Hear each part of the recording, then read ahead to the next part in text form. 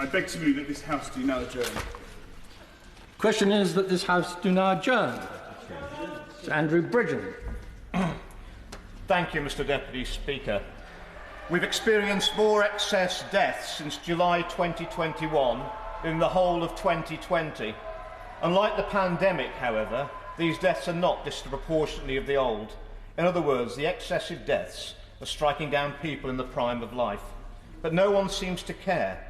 I fear history will not judge this House kindly. Worse still, in a country supposedly committed to free and frank exchange of views, it appears that no one cares that no one cares.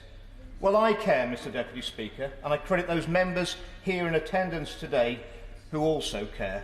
And I'd also like to thank the Honourable Member for Lincoln for his support, and I'm sorry that he couldn't attend today's debate. It's taken a lot of effort and more than 20 rejections to be allowed to raise this topic, but at last we're here to discuss the number of people dying. Nothing could be more serious.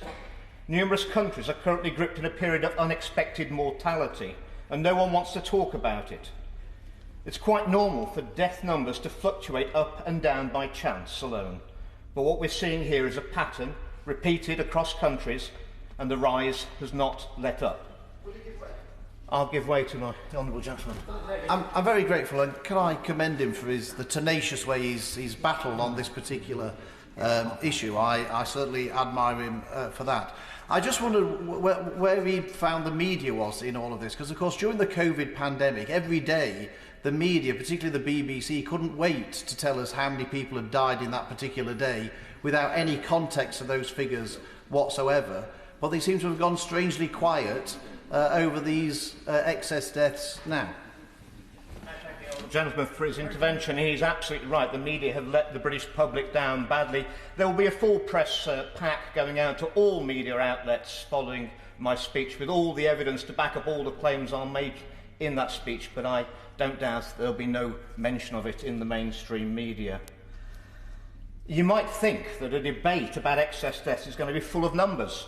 This speech does not have that many numbers because most of the important numbers are being kept hidden. Other data has been oddly presented in a distorted way, and concerned people seeking to highlight important findings and ask questions have found themselves inexplicably under attack. Before debating excess deaths, it's important to understand how excess death is determined. To understand if there is an excess, by definition, you need to estimate how many deaths it would have been expected. The Organisation of Economic Cooperation and Development used 2015 to 2019 as a baseline, and the Government's Office of Health Disparities and Improvement uses 2015 to 2019 baseline modelled to allow for ageing, and I've used that data here. Unforgivably, the Office of National Statistics have included deaths in 2021 as part of their baseline calculation for expected deaths, as if there was anything normal about the deaths in 2021. By exaggerating the number of deaths expected, the number of excess can be minimised. Why would the ONS want to do that? There's just too much that we don't know, and it's not good enough, Mr Deputy Speaker. The ONS published promptly each week the number of deaths that were registered. And while this is commendable, it's not the data point that really matters. There's a total failure to collect, never mind publish, data on deaths that are referred for investigation to the coroner. Why does this matter? A referral means that it can be many months, and given the backlog, many years before a death is formally registered. Needing to investigate the cause of a death is fair enough. Failing to record when the death happened is not. Because of this problem, we actually have no idea how many people actually died in 2021. Even now, the problem is greatest for the younger age groups, where there's a higher proportion of deaths are investigated. This data failure is unacceptable. It must change. There's nothing in a coroner's report that can bring anyone back from the dead, and those deaths should be reported. The youngest age groups are important not only because they should have their whole lives ahead of them. If there is a new cause of excess mortality across the board, it would not be noticed so much in the older cohorts because the extra deaths would be drowned out amongst the expected deaths. However, in the youngest cohorts, that is not the case. There were nearly 2 extra deaths a day in the second half of 2021 among 15 to 19-year-old males, but potentially even more if those referred to the coroner were fully included. In a judicial review of the decision to vaccinate yet younger children, the ONS refused in court to give anonymised details about these deaths. They admitted that the data they were withholding was statistically significant. And I quote, they said, "The ONS recognises that more work could be undertaken to examine the mortality rates of young people in 2021 and intends to do so once more reliable data are available." How many more extra deaths in 15 to 19-year-olds will it take to trigger such work? Surely the ONS should be desperately keen to investigate deaths in young men. Why else have an independent body charged with examining mortality data? Surely the ONS has a responsibility to collect data from the coroners to produce timely information. Let's move on to old people, because most deaths in the old are registered promptly, and we do have a better feel for how many older people are dying. Deaths from dementia and Alzheimer's show what we ought to expect. There was a period of high mortality coinciding with COVID and lockdowns, but ever since there have been fewer deaths than expected. After a period of high mortality, we expect, and historically have seen, a period of low mortality, because those who have sadly died cannot die again. Those whose deaths were slightly premature because of COVID and lockdowns died earlier than they otherwise would have. This principle should hold true for every cause of death and every age group, but that's not what we're seeing. Even for the over 85-year-olds, according to the Office of Health Improvement and Disparities, there were 8,000 excess deaths, 4% above the expected levels, for the 12 months starting in July 2020. That includes all of the autumn 2020 wave of COVID, when we had tiering, the second lockdown, and it includes all of the first COVID winter. However, for the year starting July 2022, there have been over 18,000 excess deaths in this age group, 9% above expected levels, more than twice as many in a period when there should have been a deficit. And when deaths from diseases previously associated with old age were actually fewer than expected. Mr. Deputy Speaker, I've raised my concerns around NG163 and the use of midazolam and morphine, which may have caused and may still be causing premature deaths in the vulnerable. But that is, sadly, a debate for another day. There were just over 14,000 excess deaths in the under 65-year-olds before vaccination from April 2020 to the end of March 2021. However, since that time, there's been over 21,000 excess deaths, ignoring the registration delay problem. The majority, 58% of these deaths, were not attributed to COVID. We turned society upside down before vaccination for fear of excess deaths from COVID. Today we have substantially more excess deaths, and in younger people, and there's complete and eerie silence, Mr. Deputy Speaker. The evidence is unequivocal. There was a clear stepwise increase in mortality following the vaccine rollout. There was a reprieve in the winter of 2021-22 because there were fewer than expected respiratory deaths, but otherwise the excess has been incessantly at this high level. Ambulance data for England provides another clue. Ambulance calls for life-threatening emergencies were running at a steady 2,000 calls per day until the vaccine rollout.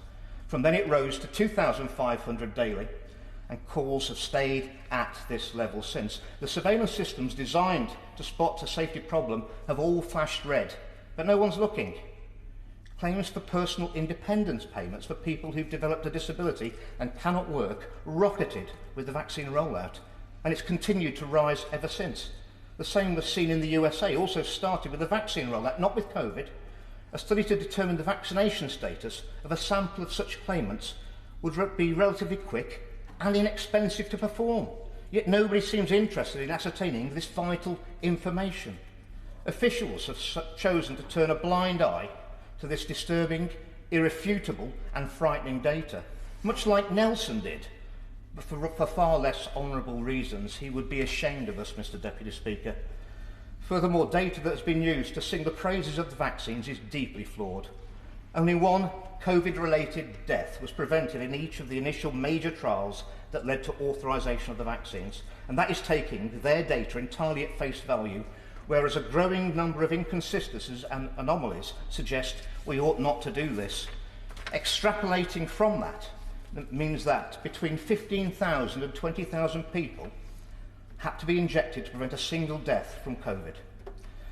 To prevent a single COVID hospitalisation, over 1,500 people needed to be injected. The trial data showed that 1 in 800 injected people had a serious adverse event, meaning they were hospitalised or had a life-changing or life-threatening condition. The risk of this was twice as high as the chance of preventing a COVID hospitalisation. We're harming 1 in 800 people to supposedly save 1 in 20,000. This is madness. The strongest claims have too often been based on modelling carried out on the basis of flawed assumptions. Where observational studies have been carried out, researchers will correct for age and comorbidities to make the vaccines look better. However, Mr. Deputy Speaker, they never correct for socio-economic or ethnic differences that would make the vaccines look worse. This matters. For example, claims of higher mortality in less vaccinated regions in the United States took no account of the fact that this was the case before the vaccines were rolled out. That is why studies that claim to show the vaccines prevented COVID deaths also showed a marked effect in them preventing non-COVID deaths. The prevention of non-COVID deaths is always a statistical illusion, and claims of preventing COVID deaths should not be assumed when that illusion has not been corrected for. And when it is corrected for, the claims of efficacy for the vaccines vanish with it. COVID disproportionately killed people from ethnic minorities and lower socio-economic groups. But during the 2020, during the pandemic, the deaths among the most deprived were up by 23%, compared to 17% for the least deprived. However, since 2022, the pattern has reversed, with 5% excess mortality amongst the most deprived, compared to 7% among the least deprived. These deaths are being caused by something different. In 2020, the excess was highest in the oldest cohorts, and there were fewer than expected deaths amongst the younger age groups.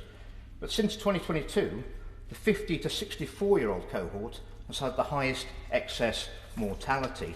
Even the youngest age groups are now seeing substantial excess, with a 9% excess in the under 50s since 2022 compared to 5% now in the over 75 group. Despite London being a younger region, the excess in London is only 3%, whereas it's higher in every more heavily vaccinated region of the UK. And it should be noted, Mr. Deputy Speaker, that London is famously the least vaccinated region in the UK by some margin. Studies comparing regions on a larger scale show the same thing. There are studies from the Netherlands, Germany and the whole world, each showing that the highest mortality after vaccination was seen in the most heavily vaccinated regions. So we need to ask, what are people dying of? Since 2022, there has been 11% excess in ischemic heart disease deaths and a 16% excess in heart failure deaths. In meantime, cancer deaths only 1% above expected levels, which is further evidence that this is not simply some other factor that affects deaths across the board, such as a failing to account for an ageing population or a failing NHS.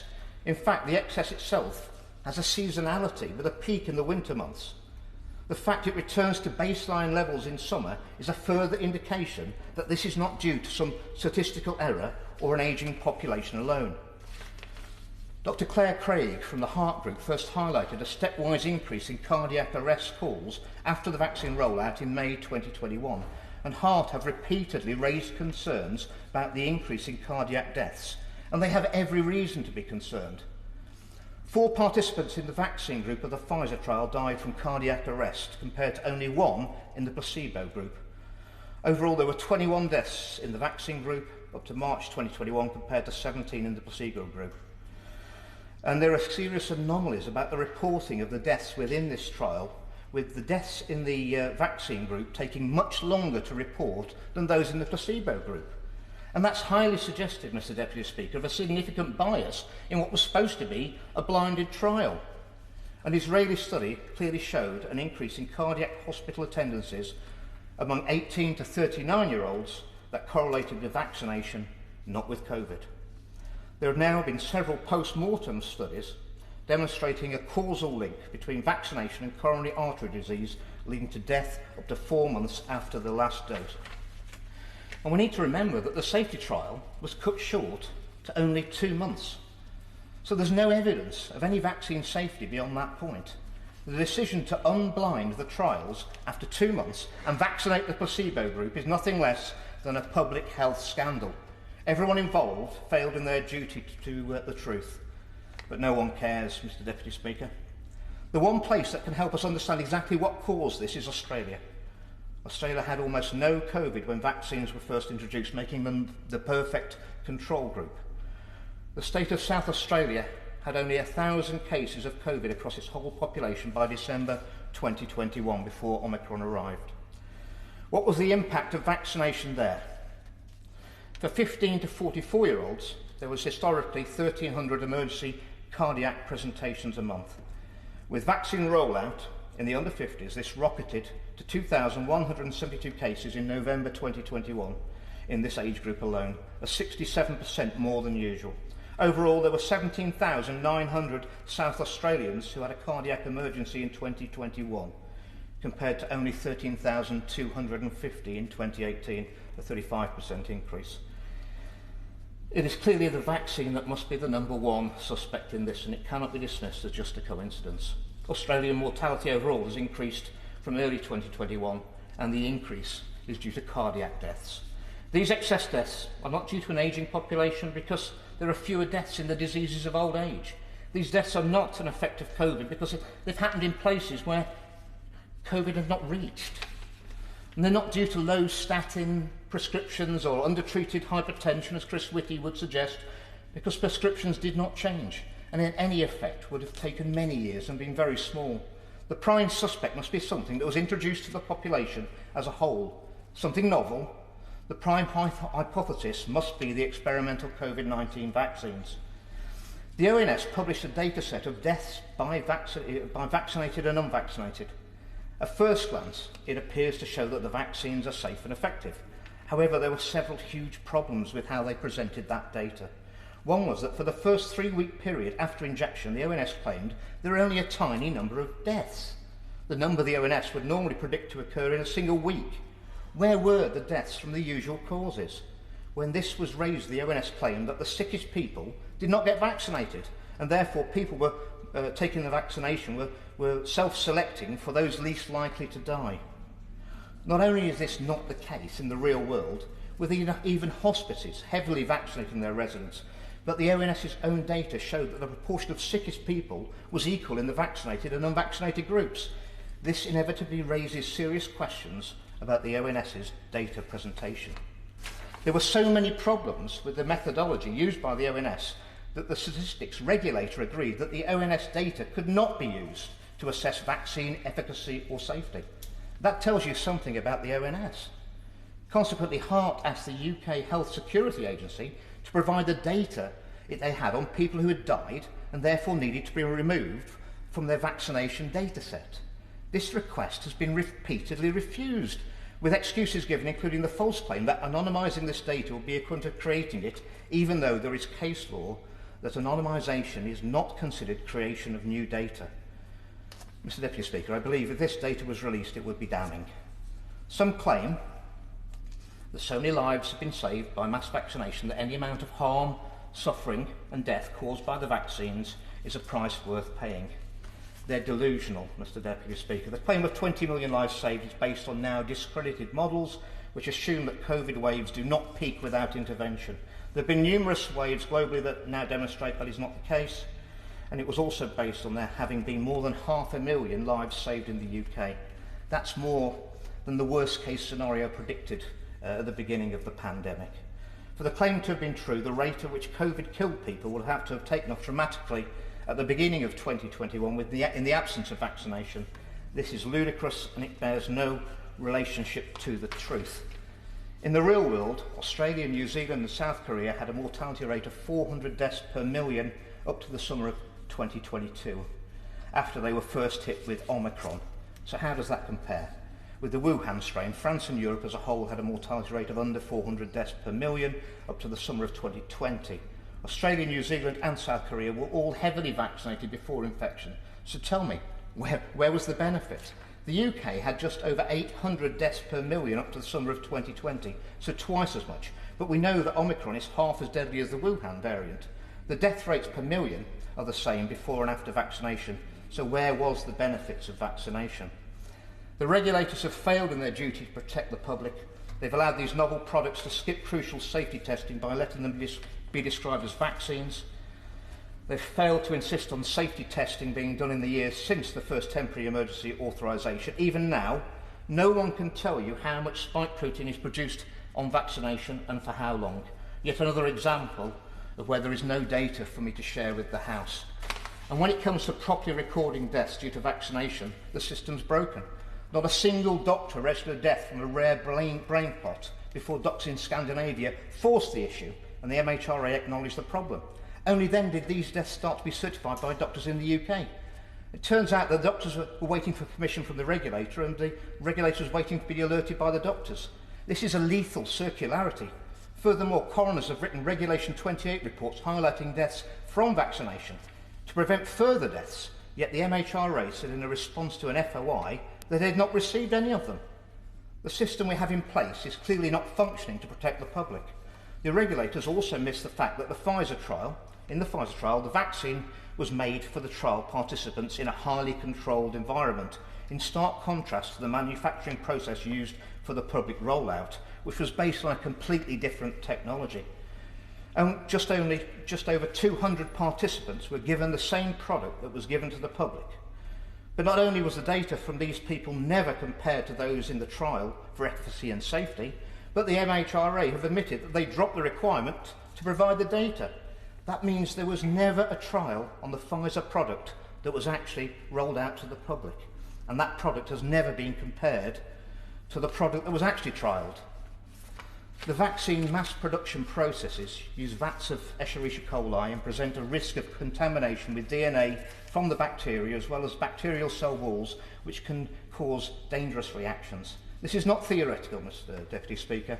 This is now sound evidence that's been replicated by several labs across the world, and the mRNA vaccines were contaminated by DNA which far exceeded the usual permissible levels. Given that this DNA is enclosed in a lipid nanoparticle delivery system, and it's arguable that even the permissible levels have been far too high, these lipid nanoparticles are known to enter every organ of the body, as well as this potentially causing some of the acute adverse reactions seen. There is a serious risk that this foreign bacterial DNA inserting itself into human DNA. And will anybody investigate? No, they won't. I'll give way on that point. Conscious that time is tight, I recognise that the Honourable Gentleman is making a very, very powerful case. Does he agree with me that the government should be looking at this properly and should commission a review into the excess deaths, partly so that we can reassure our constituents that the case he's making is not in fact valid and that the vaccines have no cause behind these excess deaths? I thank the Honourable Gentleman for his support on this topic, and of course that is what exactly any responsible government should do. I wrote to the Prime Minister on the 7th of August 2023 with all the evidence of this, but sadly, Mr Deputy Speaker, I still await a response. What will it take to stop these products? Their complete failure to stop infection was not enough, and we all know plenty of vaccinated people who've caught and spread COVID. The mutation of the virus to a weaker variant, Omicron, that wasn't enough. The increasing evidence of the serious harms to those of us that were vaccinated, that's not enough. And now the cardiac deaths and the deaths of young people is apparently not enough either. It's high time these experimental vaccines were suspended and a full investigation into the harms they've caused initiated. History will be a harsh judge if we don't start using evidence-based medicine. We need to return to basic science, basic ethics immediately, which means listening to all voices and investigating all concerns. In conclusion, Mr. Deputy Speaker, the experimental COVID-19 vaccines are not safe and they're not effective. Despite there only being limited interest in the chamber from colleagues, and I'm very grateful for those who have attended, we can see from the public gallery there is considerable public interest. I would implore all members of the House, present and those not, to support calls for a 3-hour debate on this important issue. And Mr. Deputy Speaker, this might be the first debate on excess deaths in our Parliament. Indeed, it might be the first debate on excess deaths in the world, but very sadly, I promise you, it won't be the last.